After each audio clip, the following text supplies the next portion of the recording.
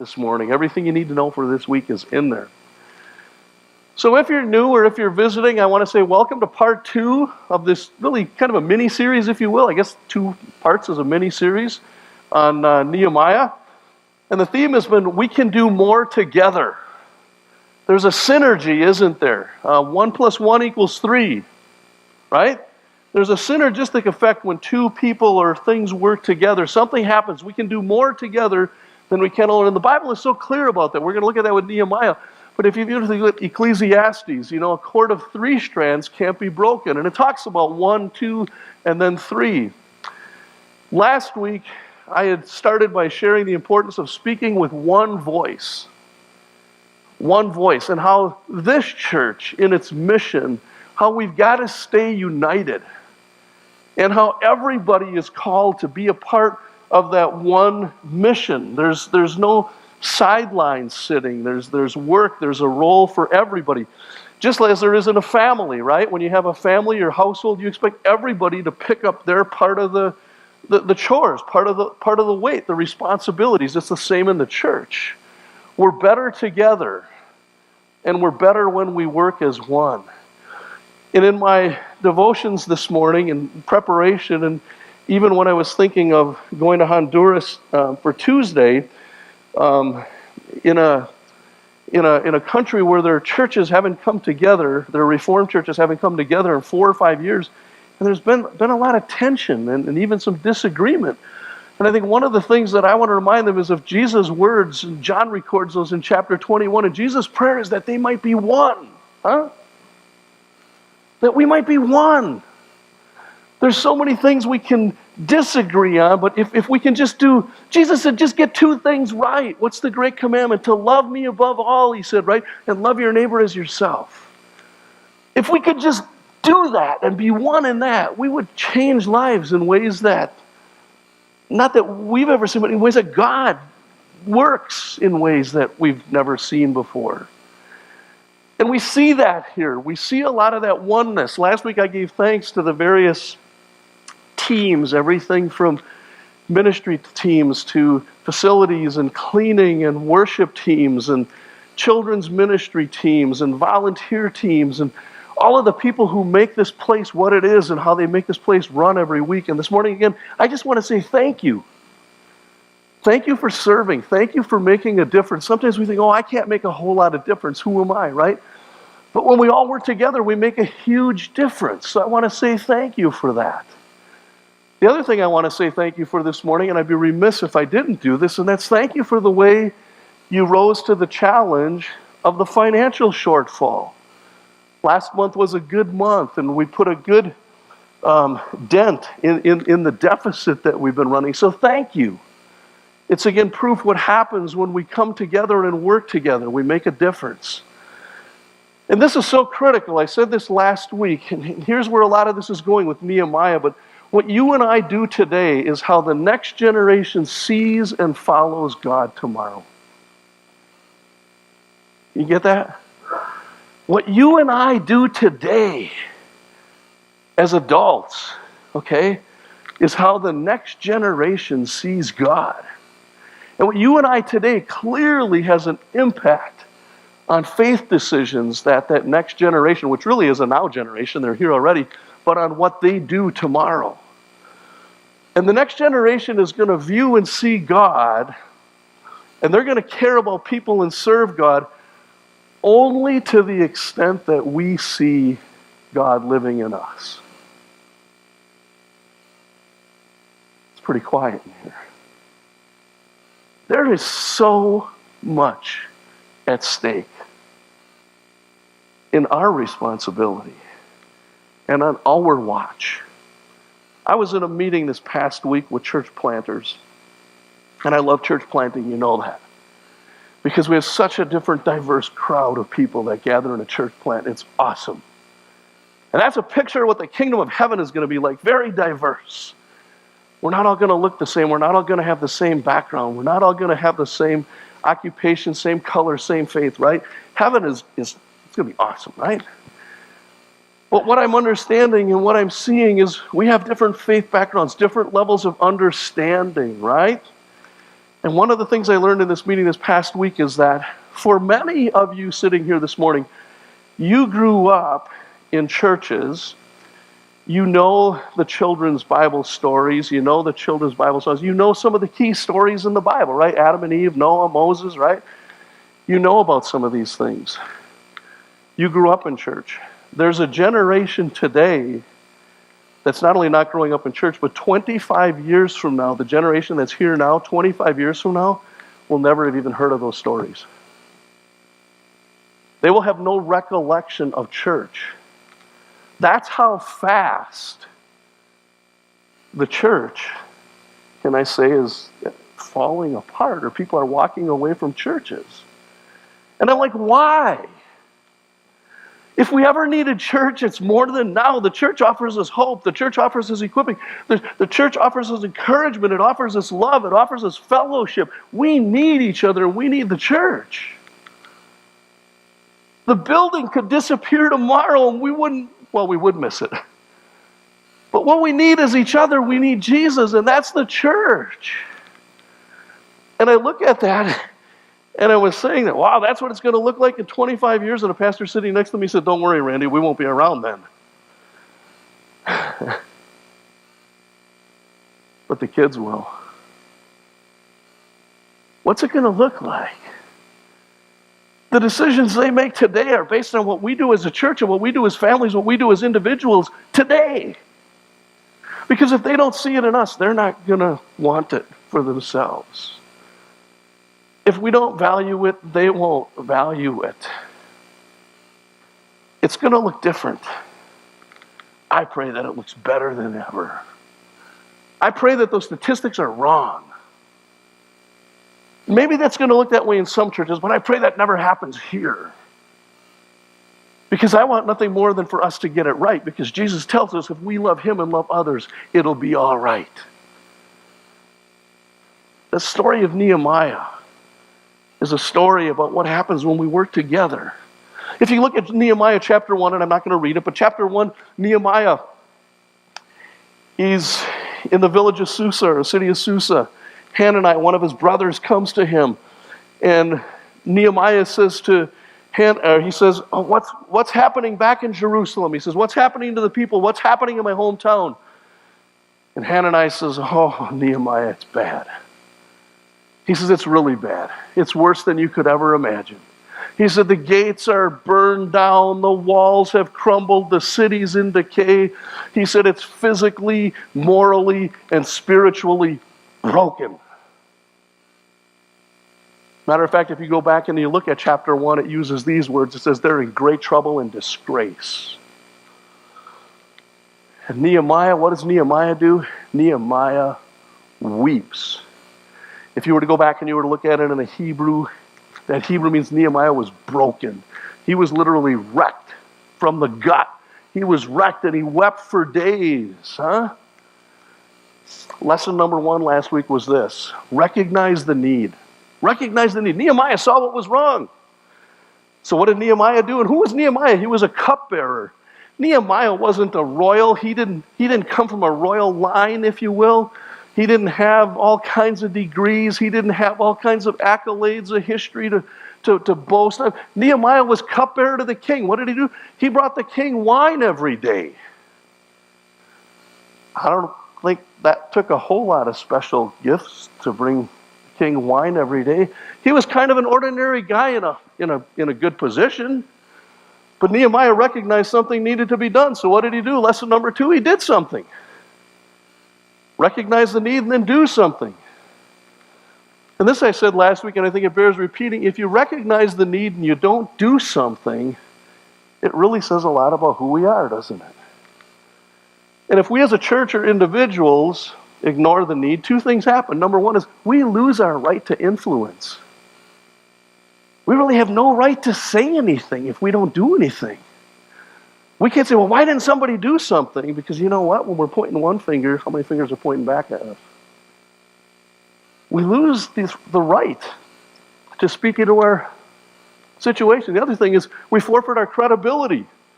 With those who know we should know better, we're not credible anymore.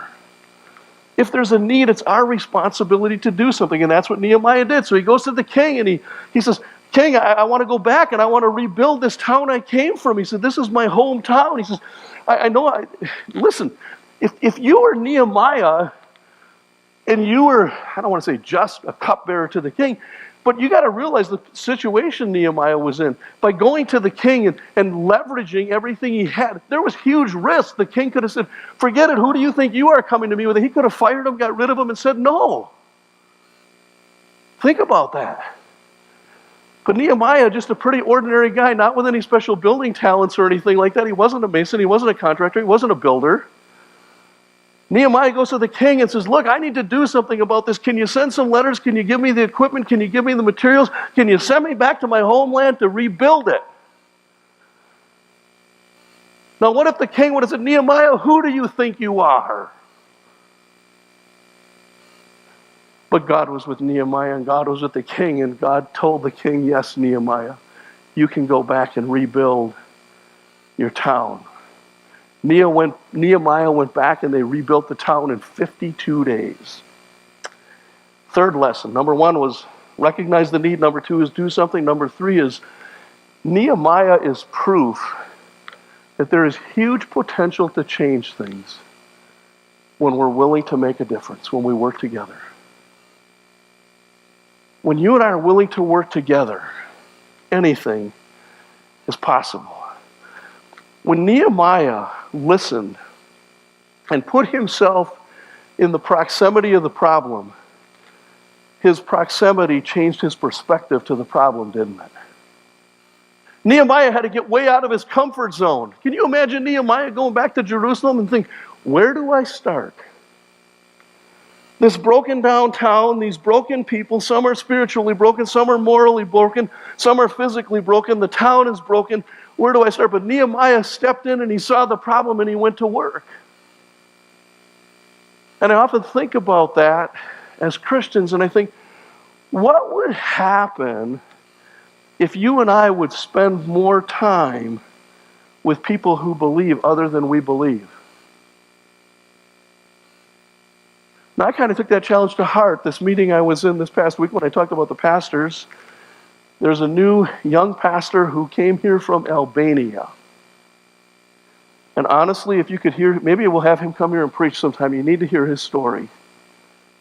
But he said, Randy, he says, I want you to come to the Muslim service. I want you to come to the Albanian gathering. And I want you to meet these people and see them. By the way, most of them don't speak English. And I'm like, I called him that same afternoon and said, let's put a date on the calendar. Because you know what? That's the fastest growing demographic in West Michigan. There's over 10,000 in West Michigan. And do we really understand them? Proximity changes our perspective. When you spend time with people of other color, you begin to understand their background. You begin to understand challenges. You begin to understand life. When you begin to spend time with people who are struggling with resources, you begin to see yourself in a different way. And when you begin to see people who are marginalized or looked over, the people who have truly not been served justice by the justice system, your heart gets wrecked, doesn't it? It's so easy to stay away from it and stay sanitized and stay clean and stay out of it. But you know what? I look at it and say, that's not the church. Jesus' ministry was never clean and sanitized. Wherever Jesus went, it was always messy. It was always dirty. It was always challenging. And that's where Jesus calls us to go. I love the kids. I love our kids. But you know what? Their world is so different than my world that I grew up in. It is so different. And it is changing so fast. So fast. They talk about stuff today that I have no idea. You want to know how to work my phone? You want to know how to do something on my computer? Call somebody 40 years younger than me. Can I hear an amen? Huh? This is their world. But it's so complicated because the world is coming at them. They have everything coming at them, every belief, every avenue, good and bad, at their access, at fingertip access. Maybe that's a challenge I didn't put in my message, but a challenge I have for parents is watch what your kids are watching.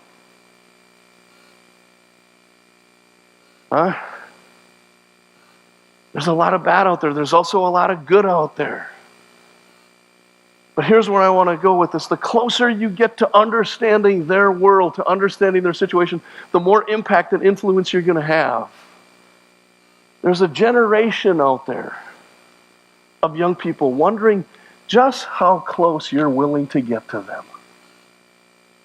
How badly do you really care and understand what they're going through? How badly do you understand a child who doesn't understand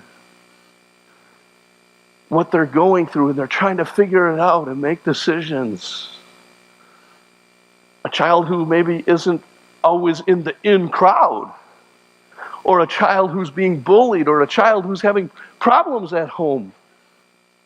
Do you understand what that child is going through? That's the church. That's who's in our church. That diverse group. And God calls us to do what? To love them. Just love them. To be there for them. Just show up for them. Because there's a generation of kids who are watching to see what we're willing to do. And there's a generation of kids who are waiting to make a decision about the God we serve. And if we don't get close to them, we'll lose them. We'll lose them. Statistics have proven that. So back to Nehemiah. Some things about expectations. One of the expectations when you look at the story of Nehemiah is that everybody was expected to participate. There was nobody that got to sit in the sidelines in rebuilding the town. There were a lot of people who weren't qualified, specialized, but they worked to rebuild the community. Let's look at it. Nehemiah 2. I'm going to read it to you from the Message because it reads kind of like a modern day story, okay? Nehemiah 2, starting in 11, it says, "And so I arrived in Jerusalem," Nehemiah. "After I'd been there 3 days, I got up in the middle of the night. And a few men who were with me, I hadn't told anyone what God had put in my heart to do for Jerusalem. The only animal with us was the one I was riding. Under cover of night, I went past the valley gate towards the Dragon's Fountain to the Dung Gate, looking over the walls of Jerusalem, which had been broken through and whose gates had been burned up. And then I crossed to the Fountain Gate and headed for the King's Pool, but there wasn't enough room for the donkey I was riding to get through. So I went through the valley in the dark, continuing my inspection of the wall. I came back in through the valley gate. The local officials had no idea where I'd gone or what I was doing. I hadn't breathed a word to the Jews, priests, nobles, local officials, or anyone else who would be working on the job. Nehemiah's riding his donkey in the night. You get it? Nobody sees him. He's out looking over the broken city. Hadn't told anybody what's on his mind in the middle of the night. And then, in 17, it says, "Then I gave him my report. Face it, we're in a bad way here." No kidding, Nehemiah. "Jerusalem's a wreck. Its gates are burned up." And then he says this, "Come, let's rebuild the wall of Jerusalem and not live in this disgrace any longer." I told them how God was supporting me and how the king was backing me up. They said, "We're with you. Let's get started." They rolled up their sleeves, ready for the good work. Now, I think that's really downplaying. I just downplay. I think Jeremiah was, "Hey, let's go." Nehemiah, I keep saying Jeremiah. Nehemiah said, "Let's go." He rallied the people. He was their cheerleader. Don't you wish you had a cheerleader? There's a lot of mornings. Oh, I could use a little cheerleading this morning, huh? And then I look at that to-do list on my desk and I look at what's got to happen. It's like, oh, Lord. Is it good morning, Lord, or good Lord, it's morning? Right? He was the cheerleader for people, and his speech wasn't long. His speech was powerful. Essentially what he said is, let's do this. Let's do this together. And who were they? ordinary people. They weren't experts. Basically, one of the challenges I'm calling you to this morning is this: do something you don't know how to do. Do something you don't know how to do. What you do, is that fun, doing what you know how to do all the time? Do something you don't know how to do. I mean, that's kind of what I did. I didn't know how to preach. I'm not sure I still do. But God gives me an opportunity every week to get up here and do something I didn't want to do. And I think, what do people see in us? If people see us doing the same thing all the time, I'm not saying that's a bad thing, but what about if people saw us doing things we normally didn't do and we started doing things that were out of our comfort zone? Do you think that would change people? And change what people think about us? And then think about how it changes us when we do things we don't necessarily want to do, or things that we don't know how to do. You know what the people in Nehemiah's story really did? They just did what needed to be done. They knew the walls were broken. They knew the gates were burned. They knew the place was a mess. They didn't sit around and say, well, it ain't my responsibility. I didn't burn the walls down or break the gates. They didn't blame it on somebody else. Nehemiah didn't say, well, let's sit in our life group and do a spiritual gift survey to see what you can do. They didn't sit around and say, well, let's pray about this. Don't misunderstand me. They went to work and prayed while they worked. They knew what God was calling them to, and they did it. They got it. They got it. They saw the need. They did something, and there were results. But listen to this. They knew what was at stake. They knew the future. They knew the current. And they knew the kids. The kids were what was at risk. God's reputation with an entire generation was on the line. And Nehemiah never told them it would be easy. But you know what? God never told us it would be easy either, did he? He said, in this world you will have trouble. You know, I might step on a few toes here. But if your toes are out there, okay? Church is not an easy place. It's an easy place to come and sit. But to do church is work. Now, some folks grew up in churches where you just get to sit in the pew week after week and come, and it's kind of like sitting on the deck of a cruise ship. But you know, Paul says, put on the armor of God.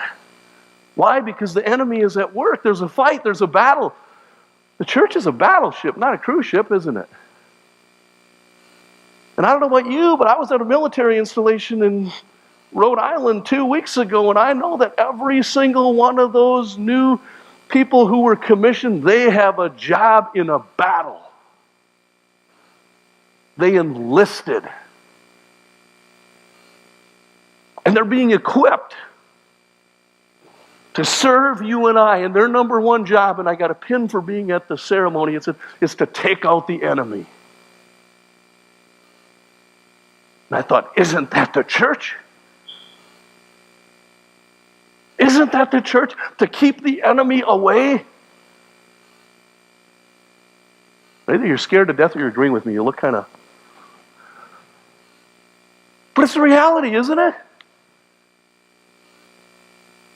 We all have a job to do. We all have a role in it.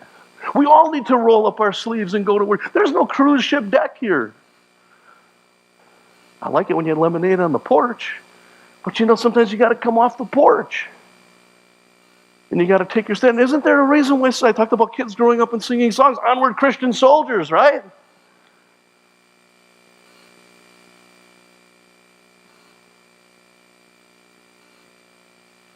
This morning, one of my challenges is this. I'm asking everybody to do their part.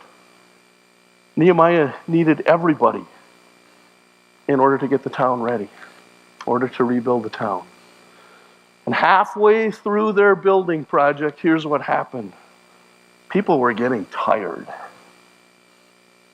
You ever get tired? Or sick and tired? Or sick and tired of being sick and tired? We get tired sometimes, don't we? I've done this for a couple of years. I'm taking a year off. Imagine praying to Jesus and saying, Lord, I need your help. And Jesus says, I'm taking the month off.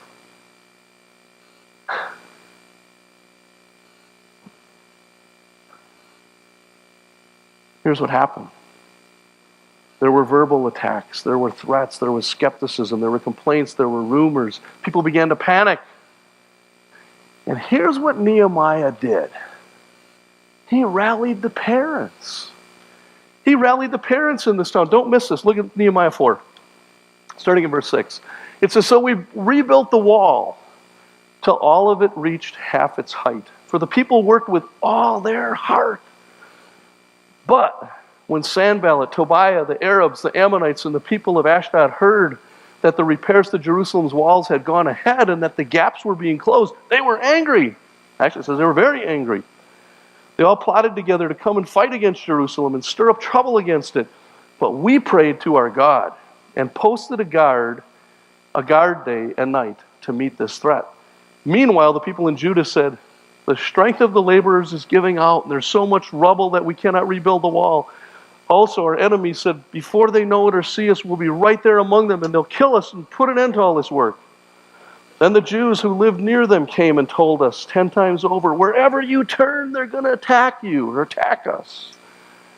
Therefore, I stationed some of the people behind the lowest points of the wall at exposed places, posting them by families with their swords, spears, and bows.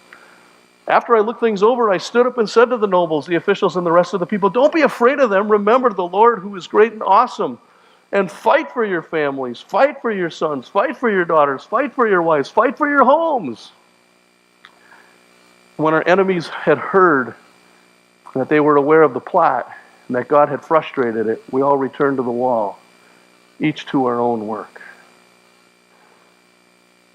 When things got the worst, do you know where Nehemiah put the parents? On the front line. Can you imagine if the kids were inside the wall and the parents were filling the gaps, how the parents fought for the survival of their kids? You get that picture? Nehemiah fought, had the parents fight for their homes. And when he put the parents in place, the enemy decided not to attack. Here's the point. Here's where I want to go with this morning. When we work together as a church, you and I can change the direction of our families. And that's not pie in sky talk. When we work together as a church, we can change the direction of our families. We change the direction of our church. We change the direction or momentum of the community. And we change how the community sees the church. Don't miss this. Nehemiah knew and believed that the condition of the town, and I'm going to say the condition of the families, was related to their faith. Think about that for a minute. The condition of our families is representative many times of the level and commitment of our faith. Do you see what's at stake? Do you see the responsibility? I know this is hard stuff, but you got to hear it. Because it's the next generation that's at stake. And that's why I'm teaching it. And that's why I want you to get it. Because the decisions our kids make tomorrow is going to be based largely on what they see you and I doing today. If we don't live it, not only will they not want it, they won't have it. They won't get it. It's our job to invest, to risk, to leverage, to do something we don't know how to do, to take a chance, to step out of our comfort zone, to man our battle stations at home and at church. There's three things that happen very quickly when the people in Nehemiah's day did that, when they worked together. Number one is those outside the walls, they changed how they saw and believed in God. Number two is those inside the walls changed how they listened to God. And number three, a generation, an entire people changed how they worshiped God. Listen to chapter 8, verse 17. It says, "From the days of Joshua son of Nun until that day, the Israelites had not celebrated it like this, and their joy was very great." That's a message in and of itself. Let's show the kids we care. There's going to be lots of volunteer opportunities. I'm going to have Lisa come up here and share one volunteer opportunity with you, kind of a piggyback on last week, some of the challenges that are left.